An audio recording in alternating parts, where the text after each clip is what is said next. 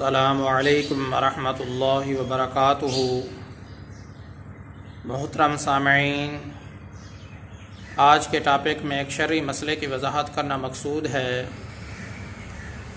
وہ شرعی مسئلہ یہ ہے، وضو کا جو پانی وضو سے بچ جائے اس کو اگر کوئی آدمی شفا کی نیت سے پیے تو اللہ تبارک و تعالیٰ اس کو ہر بیماری سے شفا عطا فرما دیتے ہیں۔ محترم سامعین، آپ نے کسی برتن میں وضو کیا، وضو کرنے کے بعد جو پانی باقی بچ گیا اس کو کھڑے ہو کر پینا مستحب عمل ہے۔ اگر کوئی آدمی وضو کے بچے ہوئے پانی کو اس نیت سے پیے کہ مجھے شفا حاصل ہو جائے، بیمار آدمی پیے، تو اللہ تبارک و تعالیٰ اس وضو کی برکت سے اس کو شفا عطا فرما دیتے ہیں۔ شیخ عبدالغنی صاحب رحمۃ اللہ علیہ بہت بڑے بزرگوں میں سے ہیں، 300 سے زائد کتابوں کے مصنف ہیں، شام کی سرزمین میں مدفون ہیں۔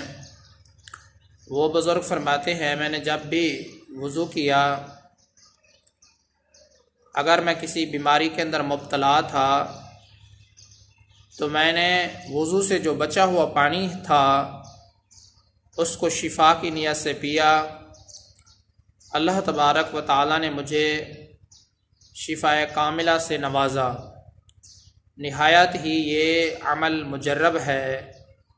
جو آدمی بھی بیمار ہو تو وضو کا بچا ہوا پانی اگر شفا کی نیت سے پی لے تو اللہ تبارک و تعالیٰ اس کو ضرور شفا عطا فرما دیتے ہیں۔ محترم سامعین، مسئلے کا خلاصہ یہی ہے، جو وضو سے پانی بچ جائے اس کو کھڑے ہو کر پینا مستحب عمل ہے۔ اگر اس نیت سے کوئی آدمی پیتا ہے، بیمار آدمی ہے، کہ مجھے شفا ہو جائے، تو اللہ تبارک و تعالیٰ اس وضو کے پانی کی برکت سے اس کو شفا عطا فرما دیتے ہیں۔ جیسا کہ شیخ عبدالغنی صاحب رحمۃ اللہ نے فرمایا، میں جب بھی بیمار ہوا تو میں نے وضو کا بچا ہوا پانی شفا کی نیت سے پیا تو اللہ تبارک و تعالیٰ نے مجھے شفا عطا فرمائی۔ اس لیے محترم سامعین، وضو کے پانی کی اور بہت ساری برکات ہیں جہاں، تو وہاں ایک برکت جو بہت ہی بڑی برکت ہے کہ آدمی اگر اس نیت سے پیے کہ مجھے شفا ہو جائے تو اللہ تبارک و تعالیٰ اس کے اس عمل کی وجہ سے اس کو شفا سے نواز دیتے ہیں۔